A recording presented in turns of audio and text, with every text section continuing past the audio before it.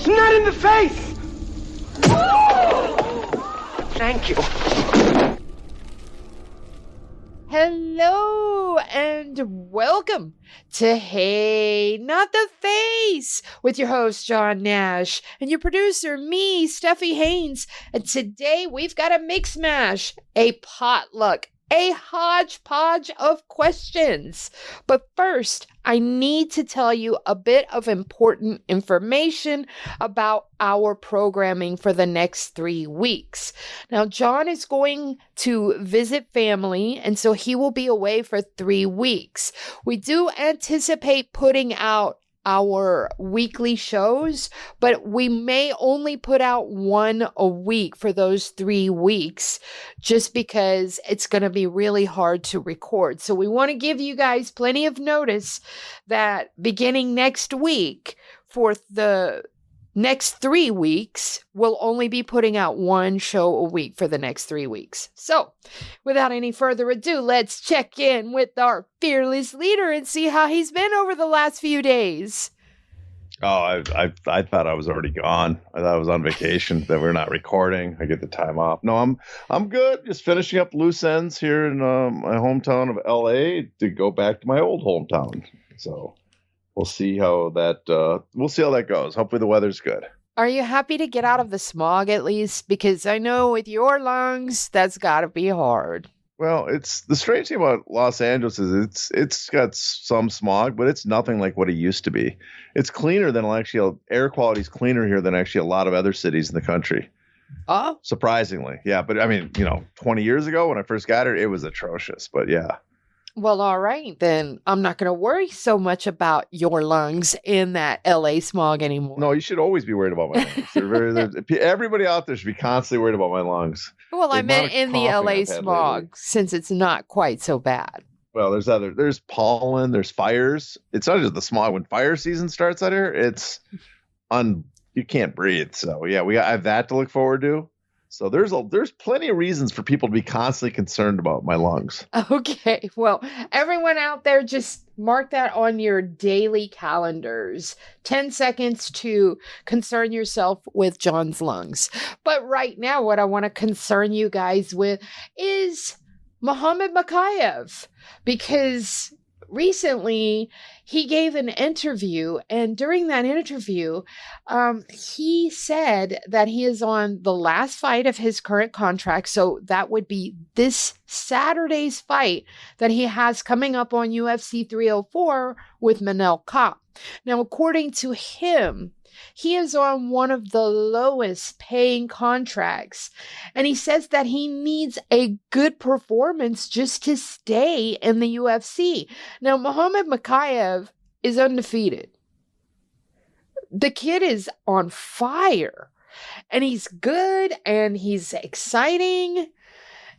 But this coming on the heels of Nate Maness revealing that he was not re-signed by the company, and that if he cannot get back in to the UFC, he's probably going to retire. So, John, my question to you is, what is the connecting factor here between these two fighters' situations? What does it tell you about the flyweight division and the options there? Well, I mean, the first thing is it's not a priority for the UFC, right? It's not one of their prime divisions that produce a lot of fighters that headline events and sell tickets. If you look at, the heavyweight division, those fighters people have been Arlovsky just retired. Arlovsky was here before Dana White came to the UFC. So you can last forever at a heavyweight, right? They want to keep those guys. Light heavyweight, a little less, middleweight, welterweight. You get down to lightweight, below lightweight, there is, I guess, there's the stars, but the other fighters have the UFC, they're not as necessary to the UFC machine. They're not what draw the fans as much. And I think this shows is that for the UFC, we're going to infer some stuff here, but one, we know for a fact that there's always been rumors that the flyweight was always on the cutting block. Now, I don't think that's true anymore. I think they've made it clear they're going to keep flyweight, but it's not a a glory division, right? It's not one of the top divisions.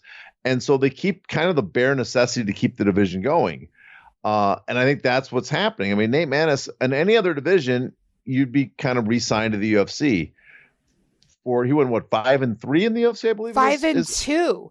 And his last 3 wins have all been finishes, big finishes too.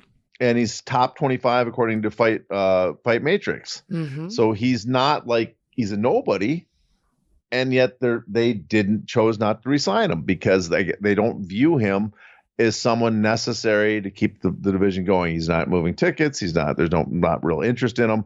So I think that's the reason they let him go. And I think that's what Mokaev is kind of nervous about. He's had 6 fights in the UFC. He said he's on a low contract. That means he's probably on a second contract still, because they have a formula for the UFC. Your first contract probably started, let's say, either 10-10 and 12-12. So if it's 10-10, he goes 10-10, 12-12, 14-14. Then probably re-signs a new contract, goes 15, 18, 21. So now he's up to 24-24 for this fight, which is not, it's not a spectacular and tremendous amount of money for a guy that is in his position, basically in something what he considers a title elimination bout. Mm-hmm. So he's not making a lot of money, and he has the view, probably reasonable, that if he loses, he's not a priority to the UFC because he is not from a region of the world that they need a champion, right? He's not from they have other fighters. He's not a needle mover. He's not a star, and the flyweight division, it's not a priority for him. So I think that's his concern. And I guess in that position, I hope he wins. He had a fight. Didn't he just recently get into a fight outside the cage and in the week leading up to the event? Yeah, about 2-3 hours ago, as a matter of fact. I can't remember if it was at the Fighter Hotel or if it was somewhere else, but about 2 or 3 hours ago, he and his opponent, Manel Kape, got into a big scuffle, like they were throwing. So, yeah. Well, hopefully that doesn't ruin the fight, that it doesn't cause it to be canceled. It doesn't ruin his chances to get a win and stay in the UFC. But also shows the two of them, too, is that their interest is only fighting in the UFC. And there's many reasons for that. One is there is no real flyweight division outside the UFC, right? I mean, there's, Ryzen has a few fights and stuff in other divisions, but there's no real demand for flyweights. Almost all the ranked flyweights are in the UFC. So if you want to prove yourself the best, you have to be in the UFC. If you leave the UFC because there's no real interest in the division, or, there's no pushing it, there's no leverage. So I think what the two fighters are basically saying is, and Maness kind of said he would go somewhere else if he could make some money, but want to come back to the UFC. There is no real money outside there. They're willing to take less to stay in the UFC because there's always the potential to rise to the top, make more. But you don't have, again, I'm going to bring up the boxing model. The difference between MMA and boxing is you own your rank in boxing. So a fighter is highly ranked as these guys. Yes, they might want to fight in the UFC, but they know they have value if they leave because they're highly ranked, and someone's going to want to compete with them for a chance to rise up and become a mandatory. So there's the other leverage they would have, what they don't have here. It's basically like, I will do whatever it takes to stay in the UFC because it's where all the top fighters are and there's no real options outside. So I guess to explain what their connection is, yeah, they're stuck in a flyweight division that there's not much interest, and there's only one promotion that has all the money. So you gotta go along with them to hopefully in the end you'll make something out of it.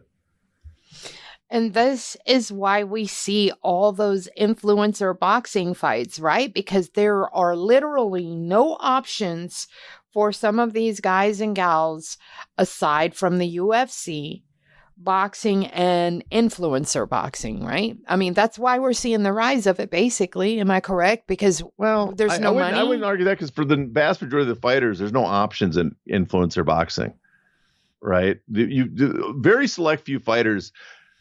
The influencer doesn't want to fight most of these guys because there's no interest in seeing them take part in influencer boxing. Just a select few MMA fighters can draw interest. So I would say, I mean, the difference is, the sad fact is influencer boxers have more leverage because there's more interest in seeing them. Yeah. we're seeing a rise of these guys and gals wanting this. They're calling out boxers. They're calling out that's 100% true. Yes. Now, it's a fantasy for most of these fighters. Sure. Because the fantasy is the influencer has no interest in fighting you because you are not. There's no interest. There's the fan base they draw has no interest in you. It's only a select few number of fighters that there's an organic interest in seeing them. Real fighters, MMA fighters, organic interest in seeing them take influencer boxing. But and even see now all these fighters saying, I want to go box. I want to try boxing. Yeah. And the whole point is because that you can get more money because it's not that there's more money generated by their events. It's just that there's more being paid to them because the event's being built up around you. So it's weird. You'd think the fighters would connect the dots at some point and say, oh, I'm going to go box to make real money. Well, why do you have to go box to make real money? You're doing the same job basically in MMA. Let me ask you one more question on this, because rumor mill for years has had it that Dana White hates the lower divisions, and that if he'd had his way, anything below 155 would not be there. Rumor mill has it that, several years ago, back when they went 3 solid years without the lightweight division, that Dana had a lot to do with that. I'm just curious what you've heard, because your ear has been to the ground as long as mine. So I'm just curious what you've heard about the rumor mill behind the scenes about Dana and these lower divisions, especially this division, because I hear he hates this one. Many of you out there know that I produce the Vivisection, and the boys on the Vivisection were speaking that today. To access the bonus content of this episode, you must be a paid subscriber. To do that, go to heynottheface.substack.com and subscribe today.